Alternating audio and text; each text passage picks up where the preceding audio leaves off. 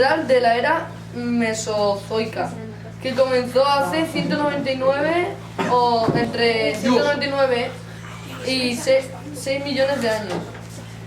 La fecha se data el inicio y el fin de este periodo como una de las demás sistemas convencionales conforme a ciertos criterios que se establecen para su datación, por lo que se admite algún error de magnitud de millones o millones de años, miles o millones de años. Es posterior al Triásico y al Cretáceo. La denominación procede de estratos Cave, definidos como patrones en las formaciones sedimentarias carbonatadas de la región europea del Jura, en los Alpes.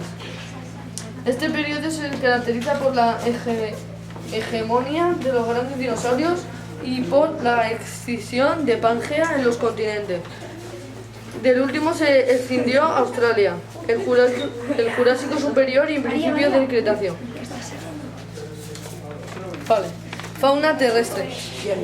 Las primeras ranas fósiles aparecen en el Jurásico. Los cocodrilos ya se encontraban plenamente establecidos. Grandes reptiles arctosaurios permanecían como dominadores del ecosistema terrestre. Desafortunadamente, el riesgo fósil conocido del Jurásico es inferior, demasiado pobre para permitirnos detalles de su diversificación de los dinosaurios. Y aquí tenemos lo que sería un T-Rex que estaría con otro, jugando con otro. Y aquí también está lo que sería el medio acuático, las tortugas ya estaban establecidas y esto me parece como esto parece lo del lago.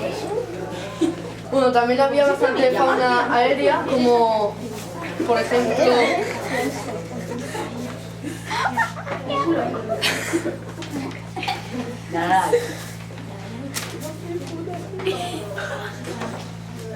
como esto, y también estaban los mamuts.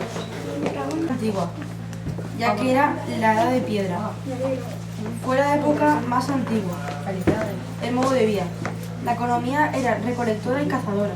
Los primeros homínidos fueron los Australopithecus y Homo habilis. Recolectaban vegetales comestibles y capturaban pequeños animales muertos o enfermos. Apenas salían a cazar.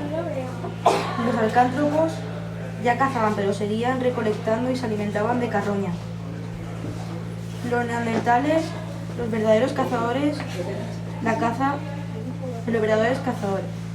caza se hacía por medio de trampas. Aprendieron también a pescar con arpones, redes o anzuelos. Los hombres eran nómadas. Utensilios. La fabricación de utensilios se perfeccionó mucho. Golpeaban la piedra y obtenían la forma deseada. Utensilios de hueso, pinzones, puntas de lanza, arpones, agujas de coser y anzuelos. Estos utensilios se hicieron abundantes más adelante. Utensilios de piedra. Se fabricaron mediante técnicas de talla, sobre todo la percusión. Por ejemplo, se golpeaba el sílex, la obsidiana o el cuarzo como si fueran escultores. En el Paleolítico superior también se tallaba la piedra por presión, con un percutor de piedra o de cuerda de cedro. Así fueron apareciendo herramientas de piedra muy simples, hachas de mano, cuchillos y puntas de lanza de piedra. Grupos humanos. Cada miembro era capaz de hacer de todo. No había una jerarquización social. Simplemente los hombres eran más fuertes que las mujeres, ancianos y niños. No hay señales de conflictos bélicos. Había igualdad social al no haber excedentes. Todos trabajaban por voluntad, no por beneficio. Arte paleolítico. Nació hace 30.000 años. Los neandertales enterraban a sus muertos con ofrendas para el más allá. Obras pintadas o esculpidas en las paredes de las cuevas o decorando objetos con uso cotidiano. Una pintura rupestre es todo boceto o pintura prehistórico existente en algunas cuevas o tabernas. El término rupestre deriva del latín rupestris y de este rupes, roca. En sentido estricto, haría referencia a cualquier actividad humana hecha sobre abrigos rocosos, covachas o cuevas. Son las expresiones de tipo mágico-religioso más antiguas, ya que se han dado casos de pinturas de hasta más de 40.000 años de antigüedad, es decir, de la última glaciación. Los materiales que se utilizaban eran carbón vegetal, sangre, grasas y resinas, al igual que se utilizaban restos de plantas para hacer pigmentos que se soplaban por cortezas de ramas para hacer la silueta de una mano sobre una pared. Mira, aquí no, aquí de aquí están Todos desnudos. Mira, está ahí a sus hombros.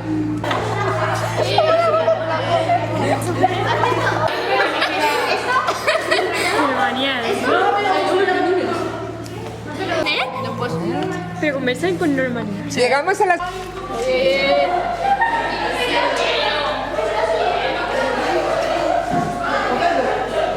Mira.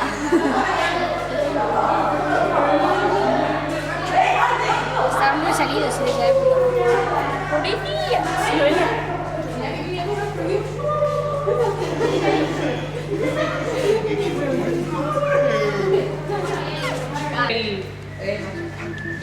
Los sumerios acadios desarrollaron su civilización en Mesopotamia en los milenios cuarto y tercero antes de Cristo.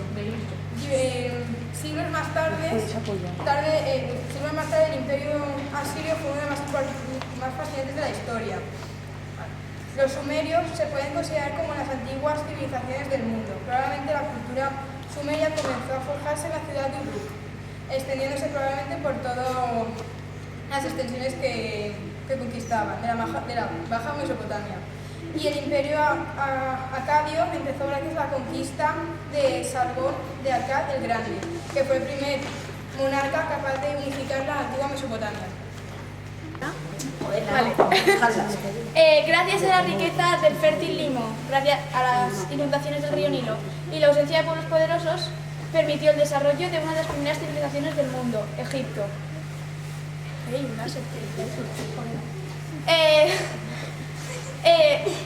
Al principio Egipto estaba regionado en unos terrenos llamados nomos, pero luego esos nomos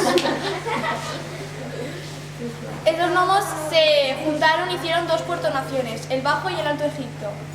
Egipto se divide en tres imperios. El imperio antiguo, que va del 3000 a.C. al 2050 a.C., el imperio medio, que va del 2050 a.C. al 1800 a.C., y el imperio nuevo, que va del 1800 a.C. al 1085 a.C. La última dinastía egipcia fue derrocada por los persas, seguido de los romanos y griegos, y después pasó a formar parte del Imperio Oriental, que sería nuevamente Imperio Bizantino. Y ya está. Alejandro III, también llamado Alejandro Magno, fue el rey de Macedonia entre 336 y 323 de nuestra era. En ese breve lapso de tiempo creó el mayor imperio de la tierra había conocido hasta entonces. El rey macedonio nació a finales de julio de 356.